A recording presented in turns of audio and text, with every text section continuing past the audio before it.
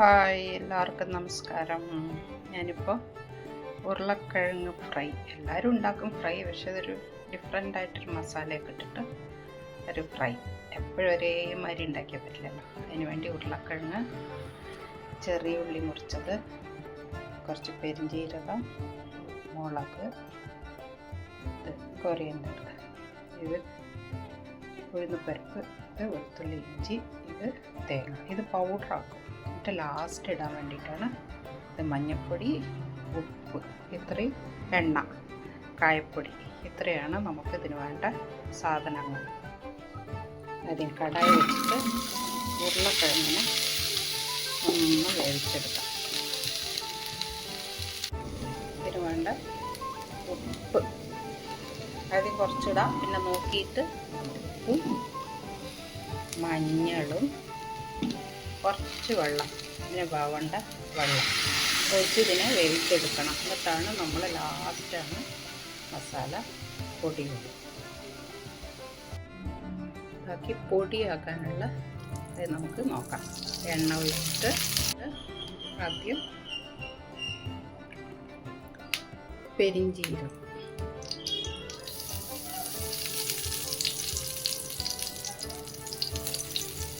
പെരിഞ്ചീരകമിട്ട് അതൊന്നാവുമ്പോൾ നമുക്ക് ഡ്രൈ ആയിട്ടുള്ള പൊടിയാണ് വേണ്ട കേട്ടോ.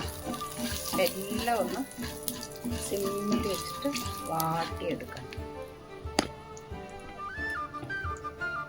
പിന്നെ ഉള്ളി,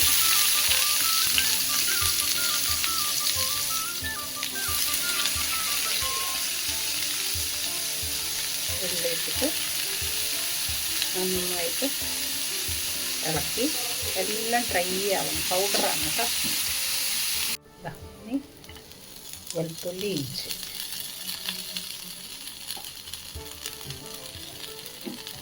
അത് നല്ലോണം ഡ്രൈ ആവും. പിന്നെ ഉഴുന്നുപരിപ്പ്,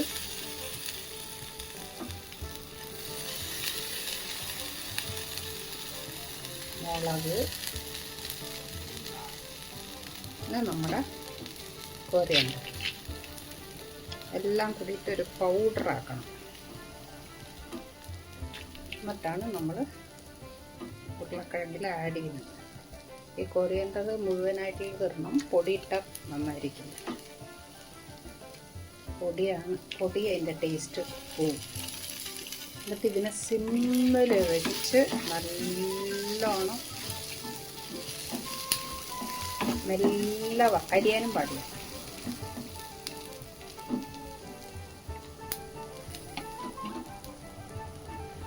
നമ്മളെടുത്ത് വെച്ച കുറച്ച് ഒരു തേങ്ങ, ഒരു ടേസ്റ്റിന് അതും ഒന്ന് വറുത്ത് നമുക്ക് പൗഡറാവും.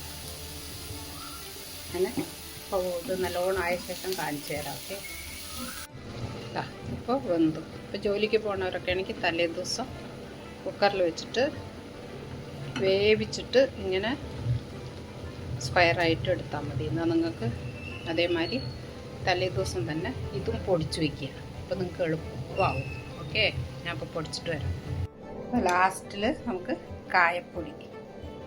കായപ്പൊടി ഇട്ടാൽ കരിയും, ഒരു കരിഞ്ഞ സ്മെല്ല് വരും. അപ്പോൾ ഇത് ചൂടോടെ തന്നെയല്ലേ, ഇതിൽ കായപ്പൊടി ഇട്ടാൽ മതി. നിങ്ങൾക്ക് ഇഷ്ടമുള്ളത്ര കായപ്പൊടി ഇട്ടാൽ കുറച്ചും കൂടി ഒരു ബ്രാഹ്മിൻ സ്റ്റൈൽ വരും.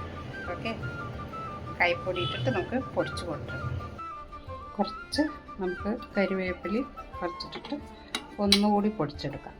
വെള്ളേ ചേർക്കാൻ പാടില്ല കേട്ടോ.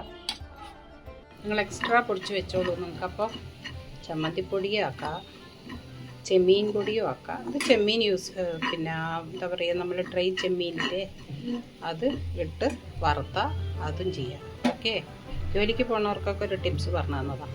അപ്പോൾ ഒന്നുകൂടി അടുപ്പത്ത് വെച്ച് ഒന്ന് ചൂടാക്കിയിട്ട് ഒന്നുകൂടി പൊടിച്ചെടുക്കാം. ഇതിലിപ്പോൾ നമുക്ക് രണ്ട് ഉണ്ടാക്കാം. എന്തൊക്കെ അറിയോ, ഇതിലിപ്പോൾ വേണമെങ്കിൽ കുറച്ച് തേങ്ങ എക്സ്ട്രാ ഇട്ട് കുറച്ച് പുളിയിട്ട് ഉപ്പ് ഇട്ടാൽ നമുക്ക് ചട്നി പൊടിയാവും.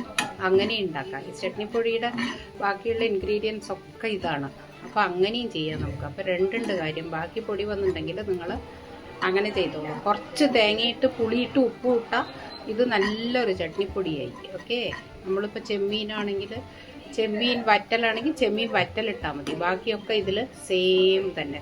ഓക്കെ, ഇനി നമ്മൾ വേണ്ട എണ്ണ ഒഴിക്കുക. വെന്തു. ഇതിനെ വേണമെങ്കിൽ പൊടിമാസ്മാരി പൊടിയാക്കുകയും ചെയ്യാം, അല്ല ഇങ്ങനെ തന്നെ വേണമെങ്കിൽ നമുക്ക് ഇങ്ങനെ എടുക്കാം. ഓക്കെ, ഇത് ഇട്ടു. ലാസ്റ്റ് ഈ പൊടിയും വേണ്ട പൊടി നോക്കിയിടും കേട്ടോ, അധികം ആവണ്ട. കൈക്ക് പൊട്ടറ്റോ സ്പെഷ്യൽ ഫ്രൈ റെഡി. എല്ലാവരും സബ്സ്ക്രൈബ് ചെയ്യൂ, ലൈക്ക് ചെയ്യൂ, ഷെയർ ചെയ്യൂ. Thank you so much.